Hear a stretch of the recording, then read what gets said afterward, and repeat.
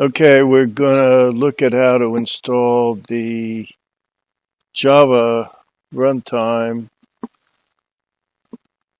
on Windows in order to run a Java program. If you do a Google search for this, you don't end up with anything useful. We want to get the latest runtime environment for Java, which is OpenJDK 24. If you follow these links, you end up with earlier versions that we don't want to get. So the way I've discovered how to install it is to go to jdk.java.net/24/. This is a pretty primitive web page. At this point, they don't have an installer. So you install this, you download this zip file and save it to someplace, probably not in your user's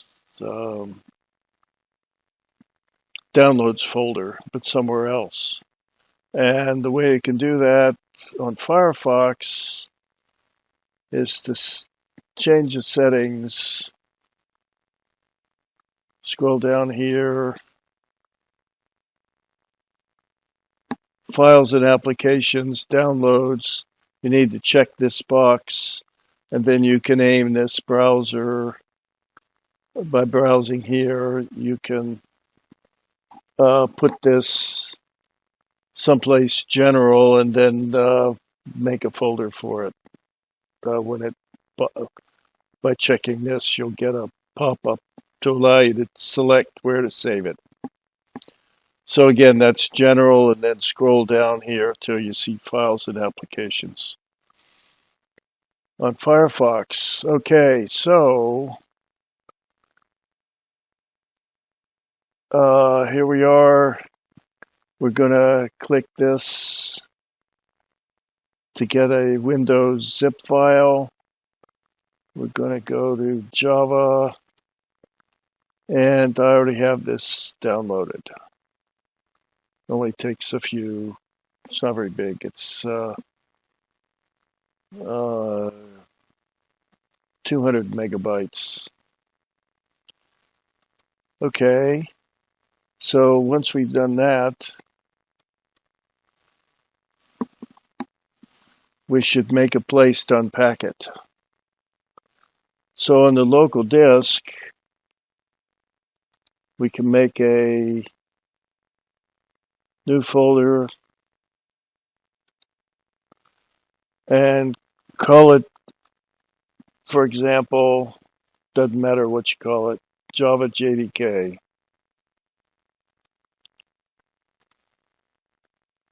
So I'm going to unpack that zip file into that folder. So back to where the zip file is.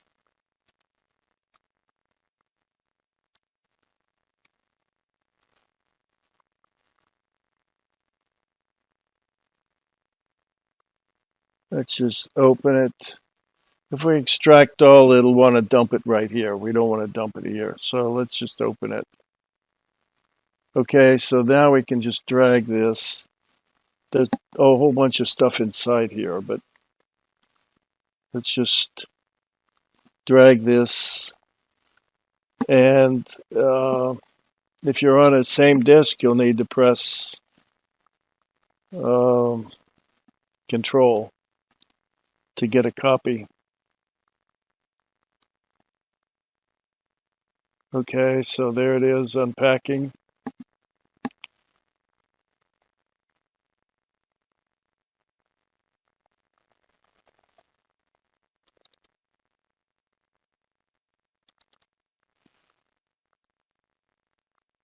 And here we go. These are the two programs that we're going to need. One's called Java, and one is called Java.exe.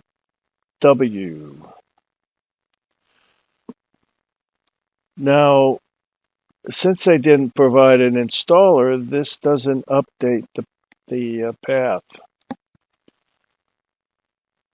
So let's go update the path.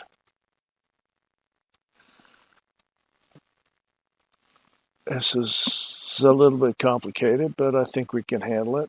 Path. Let's see if we just type path. Edit the system environment variables. There we are.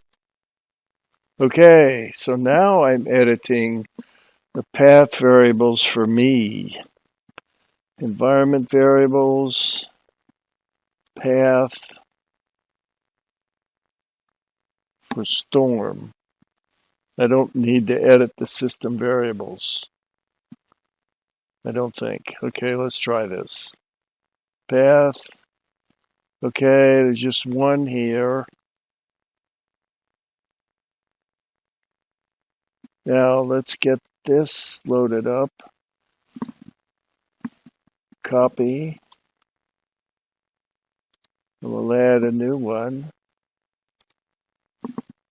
Paste. Enter. Okay. Okay. Okay. Now let's try and see which Java we got here.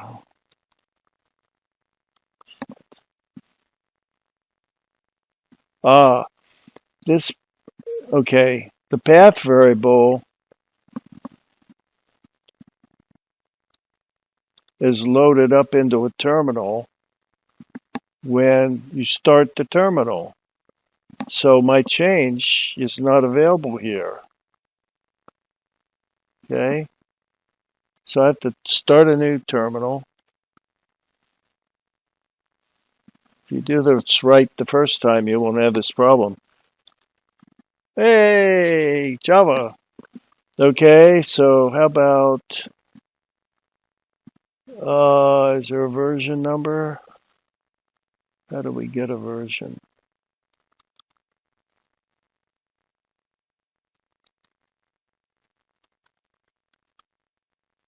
Okay, so I just dash version.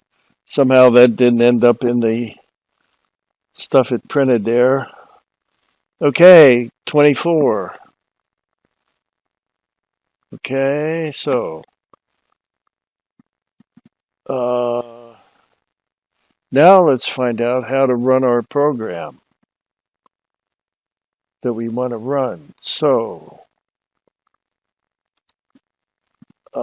separately, we're going to understand how to download the program.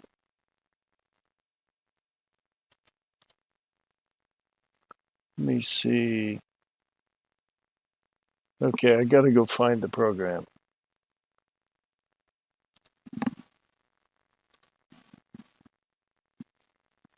Okay, so there'll be another pointer to where you download this program. But where I decided to put it right now is in Documents, Java Programs. You know, we could put it in, the idea is to put it in a local folder for you to use this program. We could put it under Downloads. Maybe that's a better idea. So let's see, if we just drag it here, and then click on Downloads, there it is. And inside, I just made the folder called Java Programs, okay? And here is the program. And so the idea is now to make a launcher for this program that uses the Java we just installed. So right-click on the desktop, new shortcut. Now, here is where we got this program. Okay.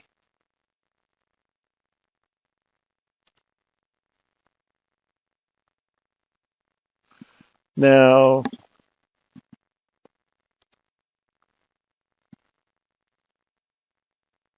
let's see.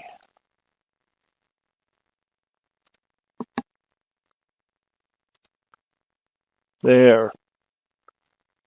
Okay, you actually want to click on the jar. Okay. JAR stands for Java Archive. Okay. And the name should be just Screenshot Archive. We don't need all this nonsense. So let's get rid of all that and then finish. Now, this won't work the way it is. Properties, because the target needs to have Java in front of it. So if we type Java-jar, one R, dash JAR,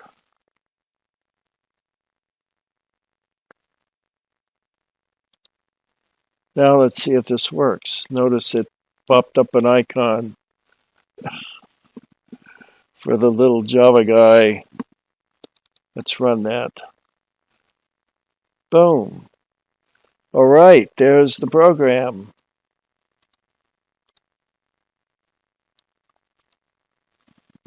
Now, notice we got a terminal.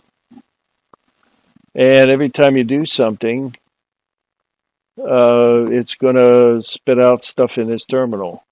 Now, we don't have to do that. How about we close this program and modify this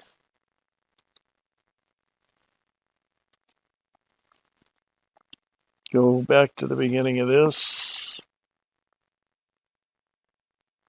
Oh, that's the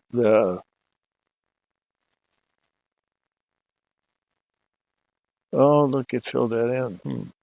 Interesting. Okay.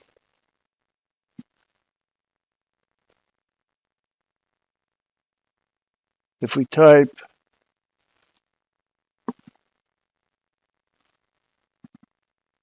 that's interesting that it filled it all in.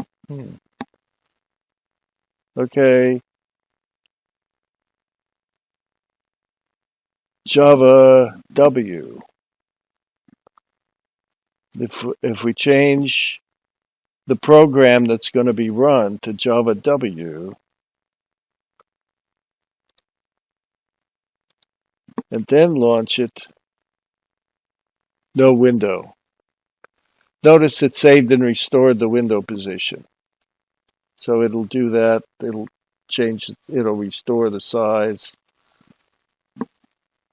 Okay, so if I exit the program either way, either with this or with the other way, the next time I run it, it comes back the same way.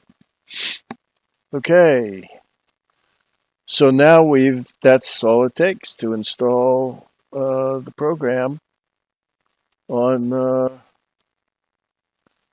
Windows. The big deal is installing Java, and then after that, you just make a shortcut.